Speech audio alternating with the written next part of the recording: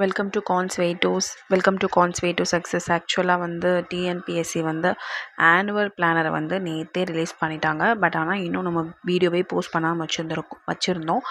Anyhow வந்து இன்றைக்கி 4 December 2026 நேற்றே வந்து ஆனுவல் பிளானர் வந்து ரிலீஸ் பண்ணியிருந்தாங்க. ஓகே, இப்போது என்ன போட்டிருக்காங்க அப்படின்னு பார்த்தீங்கன்னா, குரூப் 4 எக்ஸாம் வந்து 20 இப்போ வந்து we are in December 4. ஆனால் நெக்ஸ்ட் இயர் 20 தான் வந்து December 20 தான் வந்து எக்ஸாமினேஷனே. 1 year கம்ப்ளீட்டாக நமக்கு வந்து கையில் இருக்குது. எதுக்கு அப்படின்னு பார்த்தீங்கன்னா, குரூப் 4 எக்ஸாம் அட்டன் பண்ணுறதுக்கு. அதுக்கப்புறம் பார்த்தீங்கன்னா குரூப் 1 பார்த்தீங்கன்னு வச்சுக்கோங்களேன், அதுவும் வந்து ultimate September, October, December. So இப்படி நமக்கு வந்து 3 மேஜர் எக்ஸாம். மேபி இன்ஜினியரிங்ஸாக இருந்தீங்கன்னா இந்த டெக்னிக்கல் எக்ஸாமினேஷன்ஸும் நீங்கள் அட்டன் பண்ணலாம். இன்ஜினியர்ஸ் இல்லை ஆர்ட்ஸ் அப்படின்னா நம்ம 3 தான் அட்டன் பண்ண முடியும். ஸோ நமக்கு ஆக மொத்தம் செப்டம்பர்லேருந்து தான் எக்ஸாமினேஷனே ஸ்டார்ட் ஆகுது. Before that we have a 9 months. கரெக்டாக வந்து 9 months இருக்குது நம்மக்கிட்ட.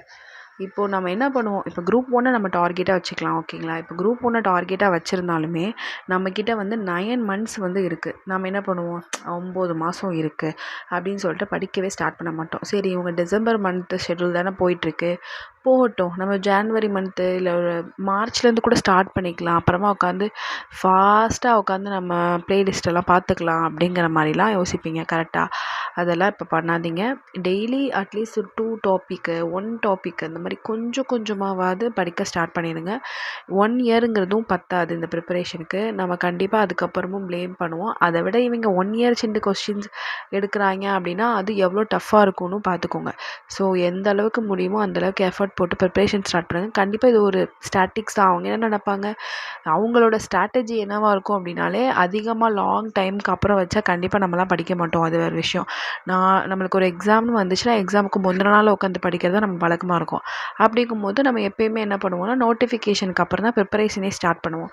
இங்கே நோட்டிஃபிகேஷனே வந்து எப்போ விட போகிறாங்க அப்படின்னு பார்த்தீங்கன்னா, ஜூனுக்கு அப்புறம் தான் போடுவாங்க. அப்போ நம்ம ஜூனுக்கு அப்புறம் நம்ம ப்ரிப்பரேஷன் ஸ்டார்ட் பண்ணால் எந்த லெவலில் இருக்கும்னு பார்த்துக்கோங்க.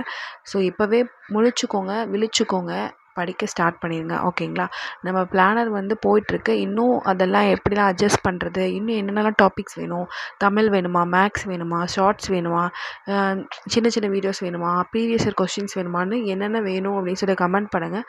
நம்ம அதையும் ஷெட்யூல் பண்ணலாம். ஓகேங்களா, thank you, have a good day.